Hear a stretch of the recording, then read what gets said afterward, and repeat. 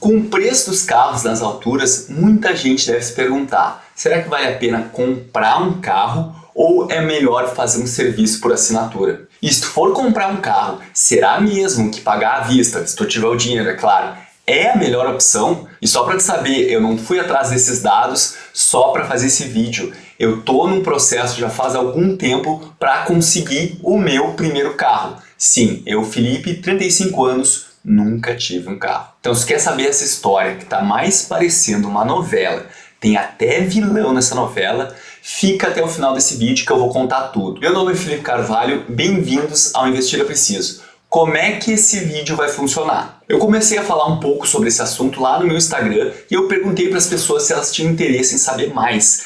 E a esmagadora maioria respondeu que queria saber não apenas o cálculo financeiro, mas queria saber toda a história, toda essa novela que está acontecendo comigo. Então eu vou falar sobre cálculos e eu vou falar também sobre tudo que aconteceu desde o início desse processo até agora, que na verdade esse processo não finalizou. E até por isso eu vou fazer em 2 capítulos. Nesse primeiro vídeo eu vou contar um pouco dessa saga, como teve 2 concessionárias aqui em Porto Alegre que mentiram descaradamente. Depois eu vou mostrar os cálculos sobre comprar ou assinar e porque eu acho que fica evidente que uma dessas 2 opções é uma péssima escolha. E aí um segundo vídeo que eu só vou fazer depois que eu tiver finalizado esse processo, que eu espero que seja nessas próximas semanas, eu vou contar todos os bastidores desse processo de busca de carro. Eu vou dar print de algumas conversas de WhatsApp, de algumas propostas que eu recebi, de alguns golpes que eu acho que tentaram me aplicar. Enfim, eu vou contar tudo. Então vamos começar com a minha história, né? Porque eu acho que vocês têm que entender um pouquinho do meu histórico em relação a carros. Eu tenho 35 anos, fiz agora aniversário em abril, e eu nunca tive um carro na minha vida. Antes que tu caia da cadeira, deixa eu te explicar os detalhes dessa história.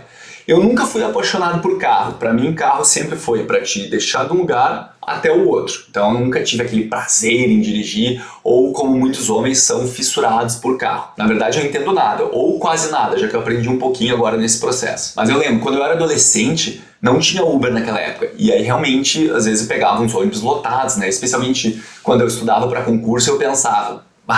Especialmente quando eu estudava para concurso, eu usava aquilo como motivação. Quando eu passar, quando eu for nomeado, aí eu vou comprar meu carro, não vou ficar mais espremido nesse ônibus. E aí o que aconteceu? Eu acabei sendo nomeado, fui morar no interior e acabei não comprando meu carro. Por quê? Uma, porque eu tinha um chefe muito legal, que a gente morava numa cidade, trabalhava em outra, eram uns 40 quilômetros, e eu ia de carona com ele, então eu tinha essa comodidade. E 2, como eu voltava para Porto Alegre todo final de semana, que até acabei me envolvendo num acidente de ônibus, mas isso é outra história, eu achei que não valia a pena ter um carro, porque esse tempo que eu estaria dirigindo, eu estava no ônibus descansando. Era mais de 6 horas, então eu pegava o ônibus de noite, ficava dormindo e chegava aqui no outro dia de manhã. Tem que esclarecer alguns pontos sobre essa história. Durante alguns anos do meu relacionamento com a minha ex, ela tinha um carro. Então eu era beneficiado por ela ter um carro, né? Muitas vezes a gente fazia coisas juntos de carro. E aí depois ela vendeu o carro. E sabe qual é a pior coisa de não ter carro? É fazer super de Uber. Como é ruim tu fazer super de Uber. Tu tá lá com aquele monte de sacola e aí tem que pegar um Uber. Claro que se tu tem alguém para fazer junto, fica um pouco menos pior. Mas como a gente morava perto, muitas vezes a gente fazia super a pé e acabava aproveitando para fazer uma atividade física. Mas com certeza em dias de chuva não era uma coisa muito legal. E aí também, agora na pandemia, especialmente no início, a minha mãe acabou não usando o carro dela e aí ela me emprestou esse carro.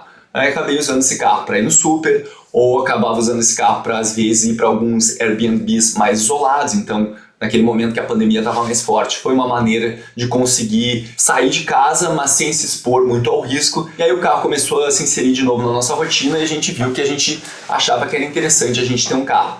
E aí a gente começou a olhar serviços por assinatura.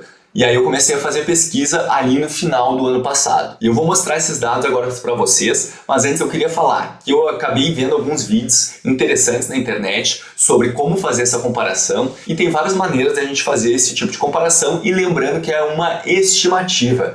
Mas eu acho que a maneira que eu comecei a fazer aqui, pelo menos para mim, ficou evidente que uma dessas opções era um negócio horrível. E eu queria que depois vocês comentassem abaixo se para vocês chegam nessa mesma conclusão. Então, uma tabela bem simples. Aqui está o nome da empresa, aqui está o prazo do contrato. Estava vendo por 24 meses, porque era uma experiência que a gente ia fazer, então a gente achou 24 meses um prazo legal. Qual era o valor mensal? qual o valor que ficava ao final do contrato, ou seja, pagando ao mês isso aqui, quanto que a gente teria pago no final do contrato. Aí eu anotei algumas informações de franquia de seguro, se tinha carro adicional, qual era a marca do carro que a gente ia receber, qual a franquia de quilometragem, questão de reajustes, e vários deles o contrato era de 2 anos, mas após 1 ano de contrato tinha reajuste do IPCA. Então tem que ficar ligado também nessas questões de reajuste na hora de fazer a comparação. E lembrando para vocês, isso aqui foi no final de 2021. Eu acho que esses valores já mudaram. Quer ver? Ó, vamos pegar esse aqui, ó. O Jeep Compass. Vamos olhar aqui esse link para ver se o anúncio ainda está ativo e qual é o valor. Ó, tem que botar aqui 36 meses. Olha como já subiu o valor do custo mensal. Vamos anotar aqui 4.239. Então o valor já subiu bastante. Então o valor ao final do contrato antes era em torno de 80 mil, agora já está para mais de 100 mil. E aqui algumas colunas que eu acabei não preenchendo para todas as pesquisas, porque eu comecei a ver que o resultado ia ser o mesmo. E eu já vou dizer o veredito aqui. Para esse nível de carro, que é carro automático, que é o que a gente estava procurando, com um certo espaço, não vale a pena tu alugar. Porque olha isso aqui. Um carro novo, que eu pesquisei agora também, o valor tá esse aqui. Em 2 anos de contrato, tu pagou 65% do valor daquele carro. Ah, Felipe, mas aí tu não pagou IPVA, não pagou seguro, não pagou um monte de coisa. Isso é verdade. Só vamos lembrar a questão do seguro. Se tu bater, tu vai ter que pagar a franquia também. Então não é um gasto que vai ficar totalmente isento do teu lado. Mas mesmo assim, mesmo tu pensando em IPVA e outros custos, como eu fiz aqui no T-Cross, que eu acabei não atualizando esse valor aqui, ó. Se a gente pegar e vamos tentar atualizar, acredito que era o T-Cross Sense. Voltando aqui para a tabela FIP, a gente acha que o valor dele está 104 mil, a versão de entrada. Mas mesmo considerando que esse aqui eu tinha feito a conta, IPVA de 2 anos, seguro e manutenção, basicamente ali, ó, em 2 anos tu pagou aproximadamente 50% do valor do carro. Eu até acho que alguma dessas despesas aqui eu teria que atualizar, então não sei se é abaixo de 50%, mas vamos considerar que seja 50%. No caso aqui do Jeep, claro que teria que preencher esses campos aqui também, mas assim, é evidente que se eu uso algo por 2 anos e ao usar por 2 anos o custo da minha assinatura é mais ou menos 50%, 60% do valor do bem novo, não acho que está valendo a pena. E mesmo a gente botando seguro e IPVA, essa conta para mim não fecha.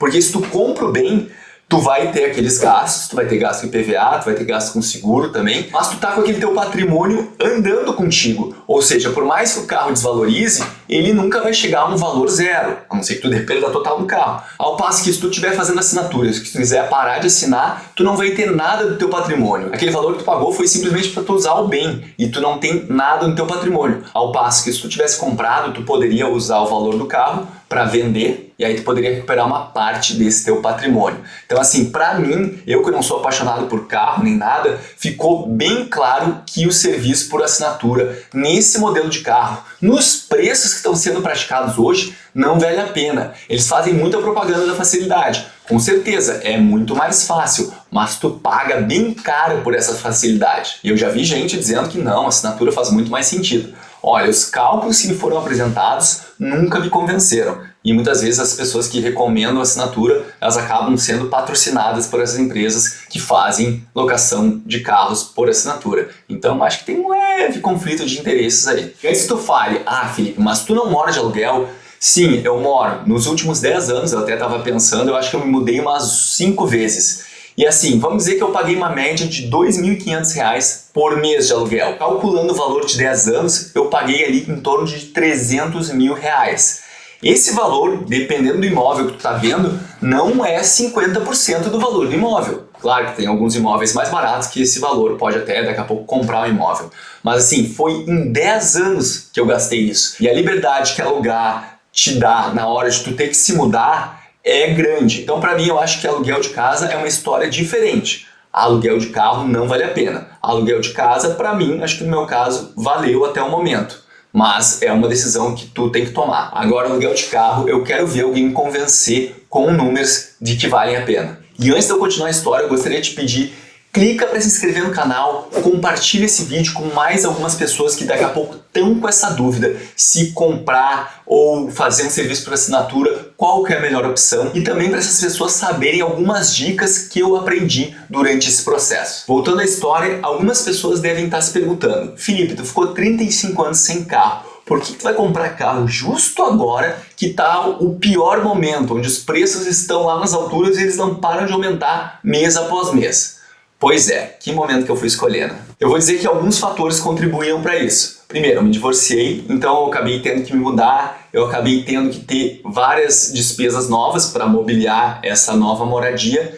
E aí, esse momento que eu estava um pouco mais fragilizado, eu acabei priorizando um pouco mais o conforto, em detrimento daquele Felipe padrão, que seria o Felipe mais econômico. Tipo, em vez de pegar a geladeira de inox, que é mais bonita e um pouquinho mais cara, vou pegar aquela geladeira ali que é mais feinha, mas ela gela a comida igual. Então, eu notei que eu tive um pouco de mudança de comportamento nesse período. Mas só para deixar claro, eu sempre tive a vida financeira organizada. Então, esse gasto a mais que eu estou fazendo durante esse período não é nada que vai comprometer o meu orçamento e eu vou me endividar e daqui a pouco eu estou fazendo loucuras com o meu dinheiro. Não, mas eu consigo perceber que teve uma mudança de postura durante esse processo. E aí, o que pesou também bastante é que eu não quero mais fazer super de Uber. É chato pra caralho, especialmente sozinho fazer super de Uber. Eu não quero mais ter essa experiência de ter que entrar no Uber com 200 sacolas, ter que sair com 200 sacolas no braço para abrir a porta do Uber e depois abrir a porta do portão e aí todo mundo fica olhando, meu Deus, aquela pessoa carregando aquelas 300 sacolas, como é que ela consegue? Enfim, isso eu não quero mais para mim. Eu acho que eu já passei de uma certa idade. Eu tenho condições de fazer esse gasto sem comprometer o resto da minha vida financeira. Então eu acho que isso acabou pesando bastante também. E claro, eventualmente a liberdade que o carro dá, como alguma viagem mais bate e volta, isso também é importante. Mas no meu caso eu vou dizer para vocês que o fator super foi bastante importante nessa decisão de comprar um carro nesse momento. Aí decidi comprar carro. Aí vem mais 1 milhão de dúvidas, porque lembrando, eu não entendo nada de carro. Então eu não sabia a marca, não sabia modelo, não sabia se ia ser novo, se ia ser usado. E aí eu comecei a pensar, comecei a falar com pessoas que eu sabia que entendiam muito mais desse assunto do que eu. E eu comecei a olhar alguns carros em concessionária. Então a minha ideia inicial era gastar 90 mil.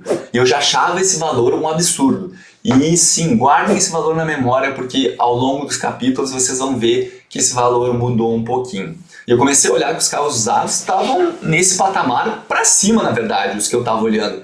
Que eu queria um carro relativamente grande, afinal eu tenho 1,90 m. Então se eu for comprar, eu queria algo com conforto, que geralmente meu comportamento é assim. Eu não sou de ficar gastando muito, eu sou um pouquinho mais mão fechada, mas quando eu gasto, geralmente eu gasto e opto por alguma coisa que tem um pouco mais de conforto e às vezes pode ser um precinho um pouco mais elevado. E aí quando eu tava olhando esses usados, uma coisa que começou a me assombrar seria isso. Eu economizo aqui, sei lá, 20, 30, 40 mil na compra de um usado ao invés de um novo. Só que daqui a pouco, se daqui a 6 meses, daqui a 1 ano, esse carro vier me dar problema, eu vou ter uma dor psicológica muito grande, porque carro não é minha praia, eu não quero que o carro me estresse, eu quero que o carro cumpra a sua função e não quero mais nem lembrar que ele existe, eu quero que ele só me dê o benefício, eu não quero ter que ficar pensando, agora estragou isso, agora estragou aquilo, como já aconteceu em alguns momentos no passado quando eu usei alguns carros que eram um pouquinho mais velhinhos, assim, vamos dizer. Então, pelo fato desse arrependimento futuro que eu possa vir a ter, ser grande, fato dessa dor de cabeça ser uma dor de cabeça que eu não quero e que esse carro novo não vai me matar financeiramente, eu comecei a migrar para a ideia de comprar um carro novo. E confesso sim, tem uma pequena partezinha minha que, depois de tanto tempo esperando, eu queria ter um cheirinho de carro novo quando fosse essa minha primeira compra. Aí eu comecei a olhar os SUVs, porque afinal tem 1,91 m, né, como eu já falei para vocês, e os modelos e todos os detalhes eu falo na parte 2 depois que já tiver finalizado o processo de compra. E eu vou detalhar para vocês todo o processo que aconteceu, mas só deixa eu dar um resumo aqui. Eu fiz um test drive numa concessionária, achei o carro legal, o cara me fez uma proposta, era o primeiro test drive que eu fazia. Eu falei, não, deixa eu dar mais uma olhada em outros modelos. Aí depois de alguns dias eu falei com ele de novo, falei que tinha outro carro interessado por um preço menor, mandei até a proposta que o outro cara tinha me feito, e aí ele me veio com uma proposta melhor. Essa proposta melhor era uns 6 mil reais abaixo da primeira proposta. Aí eu fiquei pensando, interessante. Só que aí teve uns amigos que viram que eu estava nesse processo de compra de carro e falaram, fala com esse outro vendedor dessa outra concessionária que o cara é muito bom de negócio. E aí eu adicionei ele no WhatsApp, comecei a conversar, mandei a proposta que eu já tinha e o cara me disse assim, ó, eu vou mostrar o print nas... E o cara me disse assim, eu vou mostrar o print no próximo vídeo. Vem aqui que eu bato essa proposta, eu faço uma proposta melhor. Foi mais ou menos nesses termos. E aí depois de um tempo eu fui lá e olhem que surpresa, ele não fez uma proposta melhor. Na verdade ele fez basicamente a mesma oferta que o outro cara tinha me feito após o test drive. Então era a oferta, acredito que padrão. Aí tá, fiquei chateado, mas pensei, bom, eu tenho aquela proposta que realmente é uma proposta boa, vou lá tentar negociar e fechar essa proposta. Quando eu tentei fechar a proposta, o cara disse que não, já tinha sido vendido o carro naquela cor que eu queria. Aí eu perguntei, tá, e aquela outra cor? Que eu já sabia que era mais barato, porque a gente já tinha conversado sobre isso antes. Aí ele me veio com uma oferta mais cara do que a oferta que ele já tinha me feito para a cor que seria mais cara. E ele ainda mudou, dizendo que emplacamento e PVA, que antes estava dentro da oferta, não, isso tudo seria por fora. Aí eu já fiquei, puta merda, segundo vendedor que tá mudando a oferta na hora de fechar. E aí para completar, eu acabei usando, que eu vi nos sites aqui, até são umas pessoas aqui de Porto Alegre que tem um site sobre carros, é a Opinião Sincera. Bem legal os vídeos deles. E aí dentro dos vídeos deles tinha propaganda num site, vírgula, que basicamente ele negocia para ti. Tu paga uma taxinha ali, que foi R$170, e aí eles negociam direto com as concessionárias o modelo, o carro e todas as especificações que tu passar para eles que tu quer, e aí depois eles te apresentam a melhor oferta. Recebi lá no meu e-mail bonitinho qual era essa melhor oferta, tava bem claro lá que PVA, emplacamento tava no preço, e aí quando eu disse, tá, beleza, vamos fechar essa oferta, o que aconteceu? O que vocês acham que aconteceu? A concessionária, a mesma do cara lá que disse que ia fazer a melhor oferta, ela disse, não, esse tal de vírgula anotou a proposta errada, nunca estava dentro daquele preço IPVA e emplacamento. Olha que coitadinhos esse pessoal dessa concessionária, né? Todo mundo compreende mal o que eles falam. Eu compreendo mal, essa outra empresa também compreende mal. Coitados, eu acho que o pessoal realmente não consegue compreender o que eles falam. Vou mostrar tudo isso com detalhes, com prints, como eu prometi no próximo capítulo da história. E só para responder algumas dúvidas rápidas. Se eu estou pagando esse carro, se eu vou pagar esse carro com o valor dos dividendos.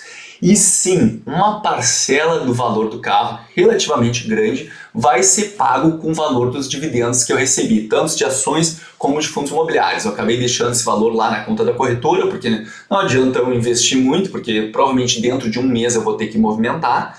Então tá lá esse valor. Aliás, mandar um beijo para a Thaisa, que nesse mês de maio fez um pagamento lindo, que realmente vai me ajudar para fazer esse pagamento desse carro.